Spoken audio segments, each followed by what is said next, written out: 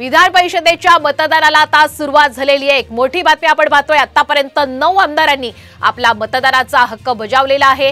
यामध्ये आपण पाहतोय आमदार गणेश नाईक आणि आमदार संजय गायकवाड यांनी आपला मतदानाचा हक्क बजावलेला आहे। अखेर तो दिवस आलेला आहे। 11 जागांसाठी विधान परिषदेच्या मतदान प्रक्रियेला सुरुवात झालेली आहे। आज 274 आमदार आपला मतदानाचा हक्क बजावतील आणि याच आमदारांच्या मतदान प्रक्रियेनंतर विजय नेमका कुणाचा होतो हे पाहणं महत्त्वाचं असेल। सध्या महायुतीचे 9 उमेदवार रिंगणामध्ये आहेत आणि महाविकास आघाडीने 3 उमेदवार विधान परिषदेच्या या निवडणुकीमध्ये उतरवलेले आहेत। एकूण 12 उमेदवार 11 जागांसाठी ही निवडणूक लढतायत। त्यामुळे मविया आणि महाविकास आघाडी आणि महायुती दोघांनी आपली प्रतिष्ठा पणाला लावलेली आहे। आणि आता महत्त्वाची बातमी हाती येते। विधान परिषदेच्या मतदानाला आता सुरुवात झालेली आहे। 9 आमदारांनी आतापर्यंत आपला मतदानाचा हक्क बजावलेला आहे। अधिकचे अपडेट घेऊयात आमचे प्रतिनिधी गणेश कवडे यांच्याकडनं। गणेश, अखेर मतदान प्रक्रियेला सुरुवात झालेली आहे। कोणी कोणी नेमकं मतदान केलंय, काय अधिकचे अपडेट मिळतायत? नक्कीच गणेश नाईक आहेत, यांनी मतदान करून आलेले आहेत। गणेशजी, तुम्ही मतदान करून आलेला आहात, काय महायुतीमधून ज्या पद्धतीने फोडाफोडीचं राजकारण होईल असं देखील म्हटलं जात आहे? नाही, प्रश्न असे की प्रत्येकाच्याकडे जो ऐच्छिक कोटा आहे तो त्यांनी सगळ्यांनी बंदोबस्त करूनच त्यांनी उमेदवार दिलेले आहेत। आता महायुतीचे 9 उमेदवार यांच्याकरता मतांची तरतूद पहिल्यांदा केली, नंतर त्यांना उमेदवारी दिली। त्याच्यामुळे महायुतीच्या उमेदवारांना चिंता नाही। यावेळेस अपक्षांचा जास्त फायदा मिळेल असं वाटतंय? हे बघा, प्रश्न असा की आमदाराला आपण तो फुटेल, पैसे घेईल अशा प्रकारात अशी भावना व्यक्त करणं हे पण चुकीचं आहे। शिक्षक परिषदेनंतरची ही महत्त्वाची लढाई आहे आणि यानंतर विधानसभेच्या निवडणुकीला, त्यामुळे नेमका गेम कोणाचा होईल यावेळेस? नाही बघा, प्रश्न असा आहे की ज्यांनी वर्किंग केले असेल त्या लोकांना यश मिळणार आहे।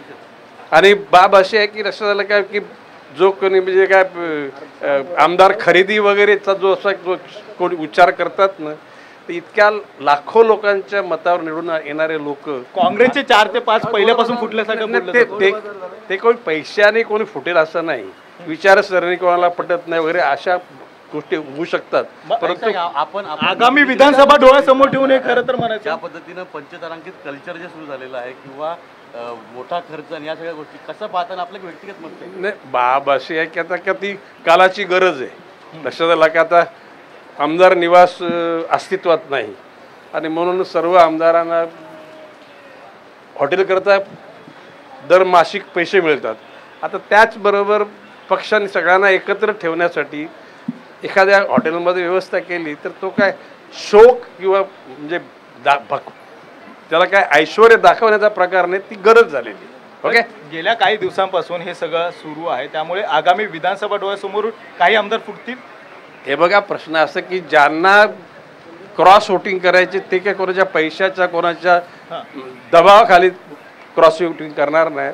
एखादी विचारसरणी कोणाला पटत असेल तर क्रॉस वोटिंग करतील सुद्धा।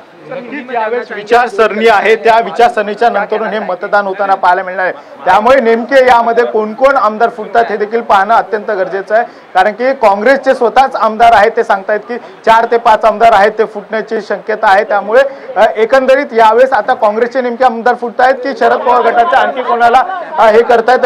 भाजपचे प्रदेशाध्यक्ष चंद्रशेखर बावनकुळे साहेब, मिलिंद नार्वेकर आणि बावनकुळे साहेब, काय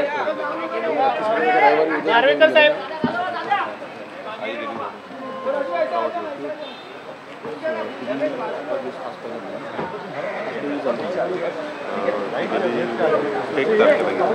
पडलं फ्रॅक्चर झालं म्हणजे ऑपरेट केल्यावर मला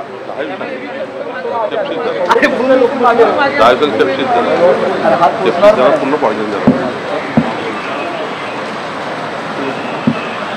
हा ते 14वा आहे, 14।